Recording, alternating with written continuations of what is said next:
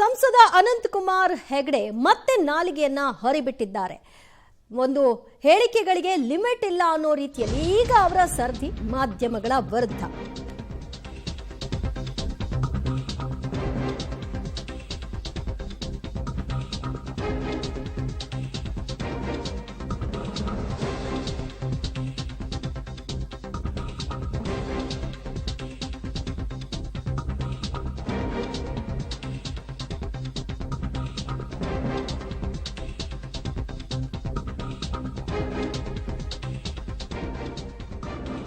ಮತ್ತೆ ನಾಲಿಗೆಯನ್ನ ಸಂಸದ ಅನಂತಕುಮಾರ್ ಹೆಗಡೆ ಹೊರಕ್ಕೆ ಬಿಟ್ಟಿರುವಂತದ್ದು ಮಾಧ್ಯಮಗಳ ವಿರುದ್ಧ ಬಾಯಿಗೆ ಬಂದಂತೆ ಹೇಳಿಕೆಗಳನ್ನ ಇವರು ಕೊಟ್ಟಿದ್ದಾರೆ.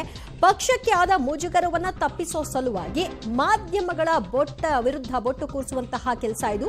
ಆನೆ ಹೋಗಿದ್ದೇ ದಾರಿ ಎಂಬಂತೆ ನಾವು ಇರಬೇಕು.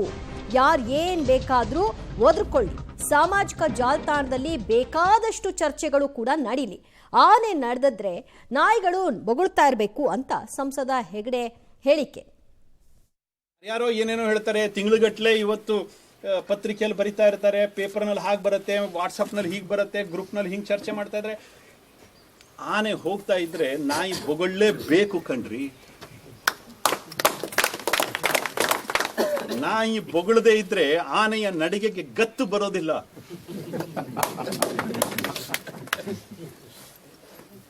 ಮತ್ತೆ ಬೊಗಳೋ ನಾಯಿಗಳಿಗೂ ಗೊತ್ತು ಆನೆ ಏನು ತೊಂದರೆ ಕೊಡೋದಿಲ್ಲ ಅವಕ್ಕೆ ಅಂತ ಗೊತ್ತಿದೆ.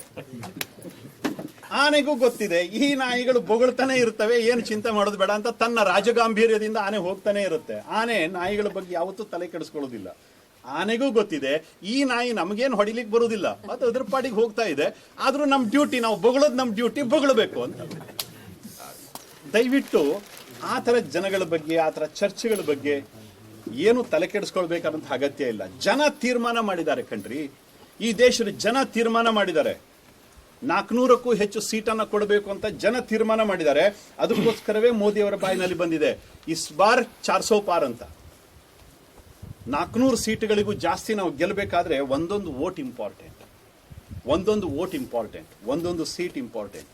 ಯಾರ್ಯಾರೋ ಏನೇನೋ ಹೇಳ್ತಾರೆ, ತಿಂಗಳುಗಟ್ಟಲೆ.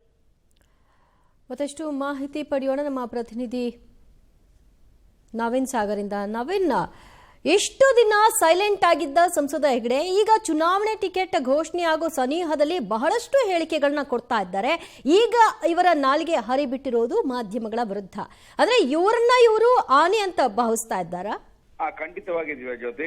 ಹಿಂದೆ ಮುಖ್ಯಮಂತ್ರಿಗಳನ್ನ ಏಕವಚನದಲ್ಲಿ ಕರೆದು ವಿವಾದಕ್ಕೆ ಈಡಾಗಿದ್ರು. ಅದರ ನಂತರದಲ್ಲಿ ಸಂವಿಧಾನ ತಿದ್ದುಪಡಿಯ ಬಗ್ಗೆ ಆ ಹೇಳಿಕೆಯನ್ನು ಮತ್ತೆ ಪುನರುಚ್ಚರಿಸುವ ಮೂಲಕ ಕೂಡ ಸಾಕಷ್ಟು ವಿವಾದಕ್ಕೆ ಕಾರಣ ಆಗಿದ್ದು. ಅದಲ್ಲದೆ ಬಿಜೆಪಿಯಿಂದಲೇ, ರಾಜ್ಯ ಬಿಜೆಪಿಯಿಂದಲೇ ಅವರ ಹೇಳಿಕೆಯನ್ನು ಸ್ವಯಂಕೃತ ಹೇಳಿಕೆ, ಪಕ್ಷದ ಹೇಳಿಕೆ ಅಲ್ಲ ಅನ್ನುವಂತ ಹೇಳಿಕೆಯನ್ನು ಕೊಡೋ ಮಟ್ಟಿಗೆ ಅನಂತಕುಮಾರ್ ಹೆಗಡೆಯ ಹೇಳಿಕೆಗಳು ವಿವಾದಕ್ಕೆ ಕಾರಣವಾಗಿದ್ದು. ಇದೀಗ ಈ ವಿಚಾರಕ್ಕೆ ಸಂಬಂಧಪಟ್ಟಂಗೆ ಮಾಧ್ಯಮದ ಮೇಲೆ ಒಂದು ಗೂಬೆಯನ್ನು ಕೂರಿಸ್ತಾ ಇರುವಂತದ್ದು, ಅದರ ಜೊತೆಗೆ ಮಾಧ್ಯಮಗಳನ್ನ ಬೇವಸ್ತಿ ಅನ್ನುವಂತಹ ಶಬ್ದವನ್ನ ಬಳಕೆ ಮಾಡಿರುವಂತದ್ದು.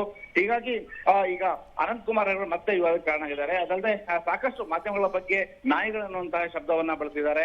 ನಾಯಿಗಳು ಬೊಗಳ್ತವೆ, ಆನೆ ಹೋಗೋ ನಡೆಯುವ ದಾರಿ ಆನೆ ಹೋಗ್ತದೆ ಅನ್ನುವಂತಹ ಮಾತುಗಳನ್ನ ಹೇಳ್ತಾರೆ.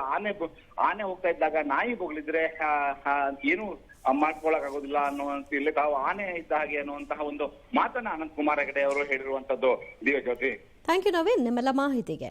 ಸಾಮಾಜಿಕ ಜಾಲತಾಣಗಳಲ್ಲಿ ಬೇಕಾದಷ್ಟು ಚರ್ಚೆ ಆಗಲಿ, ಬೇಕಾದಷ್ಟು ಜನ ಬೇಕಾದ ರೀತಿಯಲ್ಲಿ ಬಣ್ಣಿಸ್ಲಿ. ಆನೆ ಗಜಗಾಂಭೀರ್ಯದಲ್ಲಿ ನಡೀತಾ ಇದ್ರೆ ನಾಯಿಗಳು ಬೊಗಳ್ತಾ ಇರಬೇಕು, ಆಗ್ಲೇ ಆ ಗಾಂಭೀರ್ಯಕ್ಕೆ ಒಂದು ಗತ್ತು ಸಿಗೋದು ಅಂತ ಹೇಳೋ ಮೂಲಕವಾಗಿ ತನ್ನನ್ನು ತಾನು ಆನೆ ಅಂತಲೂ ಇತರರನ್ನ ನಾಯಿಗಳಂತಲೂ ಅವರು ಸಂಬೋಧಿಸಿದ್ದಾರೆ. ಪಕ್ಷದಲ್ಲಿ ಯಾವುದೇ ರೀತಿಯಲ್ಲಿ ಕಂಟ್ರೋಲ್ಗೆ ತರುವಂತಹ ಸಾಧ್ಯತೆಗಳಿಲ್ಲ. ಆ ಕಾರಣಕ್ಕೆ ಬಾಯಿಗೆ ಬಂದಾಗ ಹೇಳಿಕೆಗಳನ್ನ ಕೊಡ್ತಾ ಹೋಗ್ತಿದ್ದಾರೆ.